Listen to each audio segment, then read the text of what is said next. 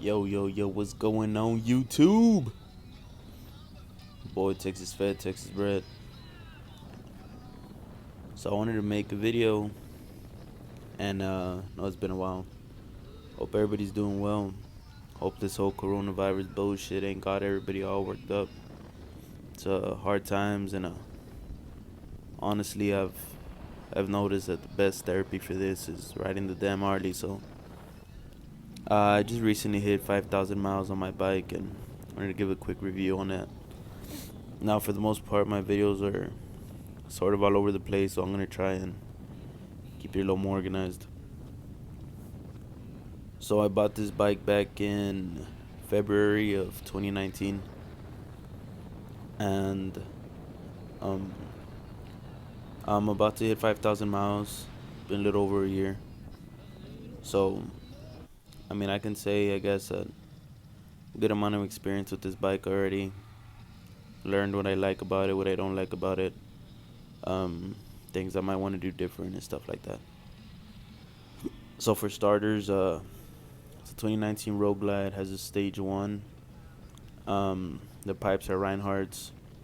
The air filter, I have the stock air filter. All they did was pretty much remove the cover to let in more air, make it a little more breathable. I got the Harley Davidson Screaming Eagle tuner. Bike was tuned there at Harley Davidson, and that was pretty much out of the store the way I bought it. Um, they threw in that stuff just because I pretty much told them I wanted that or I wasn't gonna take anything, so they threw it in for me. After that, I added a 12-inch fat baggers handlebars, the ones you can see right now. You'll probably see another bike. That's my buddy's. He has a Kraus T-bar handlebars, but mine are the ones that you can see right now. They're FBI 12-inch. They're nice. They perfect fit for me. Give me a nice aggressive stance, and yeah, I mean they're really comfortable. The grips are also Harley Davidson. Um, I put the custom dynamic LEDs in the front and the rear. I have the smoke lens in the front and the clear lens in the back. The front custom dynamics are pretty much the ring, the LED ring. Whenever I put the turn signal, the middle lights up, the ring stops. It's a pretty good setup. It's really visible. I don't know if y'all have seen or y'all have noticed, but my windshield also Clockworks, 9-inch. I have a custom, not custom, but a aftermarket windshield on it. And I mean, a lot more just, I guess, for the eyes. The gas cap, it's Harley Davidson, the timer cover, the derby cover, um, the cover on the breather. It also has a Willie G. I have it all Willie G'd out. Mirrors, I didn't do anything to that. I mean, I think they're fine. As far as anything else, that's about it. The performance in this bike has been flawless. I haven't had anything. I mean, I know it's a Harley Davidson. I know that it's a 2019, but I mean, I haven't had a single hiccup. Um, Gas, shit. I wouldn't even realize when I put gas, to be honest with you. I did a approximately 200-mile trip, and I had to fill up once just to make it to where I'm going and a good ways back. But as far as mileage goes, I mean, the Rogue Light's a pretty good performer. The pros I got about this bike, from my experience, the 1 year with it, is it's a big cruiser. I think that's a good thing. I'm coming from the 1200 Nightster. I don't know if y'all have seen that video, but 1200 Nightster, and I mean, when I got into riding it, I felt like it was a big bike, but I guess after getting used to it, after getting experience on the motorcycle, it kind of just shrank a little bit for me. So this is a big bike. It feels really secure. Um, Feels really stable compared to, I guess, smaller bikes, or especially 1200s or 883s, stuff like that. Another pro is the speakers. The speakers are awesome. There's a drawback to that I'll get to, but the speakers are badass. Sometimes I'll just be outside my house, turn on the speaker, have a beer, have a cigarette, and shit. Sometimes I hear a badass song and I just get on the bike and ride somewhere. Also, another pro is the lighting. Those LED day makers, shit, they make wonders, man. In the night, you can see everything. The high beams, they're not that much more brighter. But the stock day makers, they're pretty badass. You could go a long distance with it. You're not gonna have any problem. It's a Harley Davidson. It doesn't feel its weight or its size. It feels a lot more nimble. Um, Moves around pretty good. You're not constantly fighting with it. Um, Highway, city, anything. I mean, this bike just eats up everything you throw at it. Uh, Another pro that I think is it's more of a unique bike. Maybe not unique in a sense that you won't see this bike at all, but unique in the sense where, I mean, if they see a bagger with a fairing, it's usually a streak light. So, kind of stands out whenever a rogue light shows up, at least where I'm from, where I ride. A few cons. I know I said it was a big cruiser and that's a good thing, but I mean, in a way, it could be a bad thing also. The it depends on what kind of riding you're doing. If it's a lot of city riding, then I mean, you can make it work, and I make it work, and I love the shit out of it. But sometimes I would just want to have a smaller bike. Maybe opt out for a Fat Bob, which I've driven, Lowrider S, which I've driven, the Fat Boy. There's tons of bikes that I've been on that, honestly, if I could, I would own them. Um, the only thing is, once you get a taste of the touring bikes or the Road Glide, then you're done. I think. If you have experience with that, then go ahead and comment. But to me, I mean, doesn't matter when or where, what you're doing. Yeah, my bad. The audio cut up, but it doesn't matter what you're doing or where you're riding. The bike's gonna perform flawlessly. Um, that being said, if you're used to smaller bikes, or if you have a big bike and you might want a smaller one, or whatever the case might be, I can see the size of this bike being a con. Um, if you're into it, it's a big pro. If you're not, it's a big con. I mean, there's no two ways around it. And to me, like I said, I love that it's a big bike.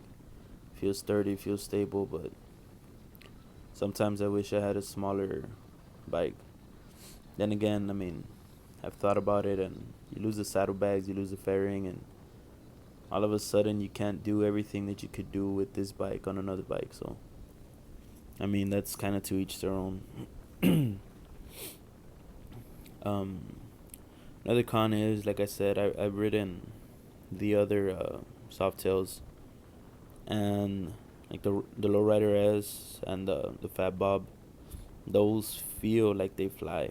Now it's a different everything's different about it, especially compared to my bike with the handlebars. So I mean, honestly, I get on one of those and it feels like I'm on a damn toy. The handlebars are real low, and I mean, I feel like I'm fucking looking over and above the bike as opposed to sitting in it. But I mean, it's I guess what I'm trying to say is this bike feels a little sluggish at times.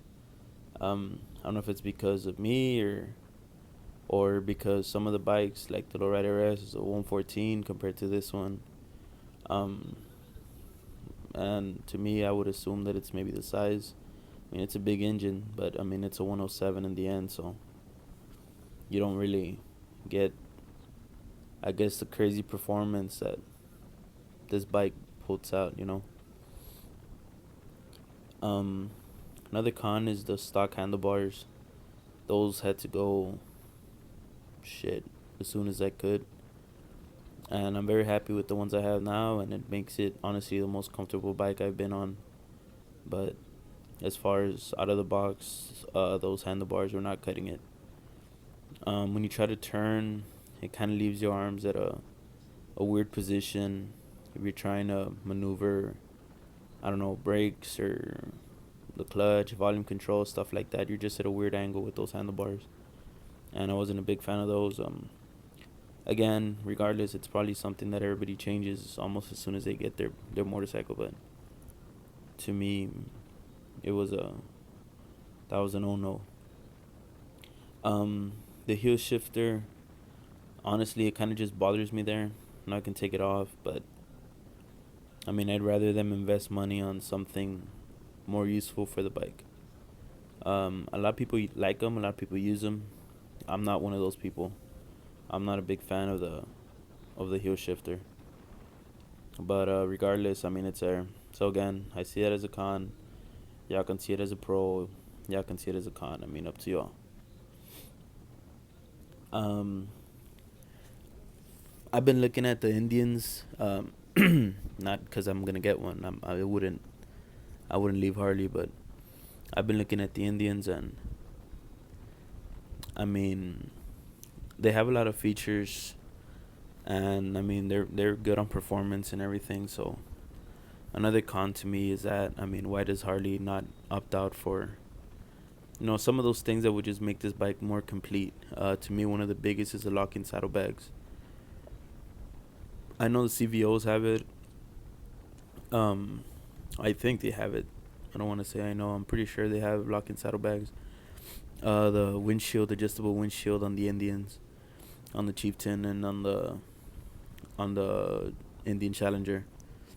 I don't know. I just feel like these bikes are pretty expensive, and I mean, instead of adding stuff like a heel shifter, maybe you could just put, a wire, whatever it is that it takes to get a bag to to lock electronically. Um, Another con that I have is the speakers are good. They're they kick ass, and I mean, I love them, but after you hit about 70 miles per hour, especially on a windy day, you don't hear much.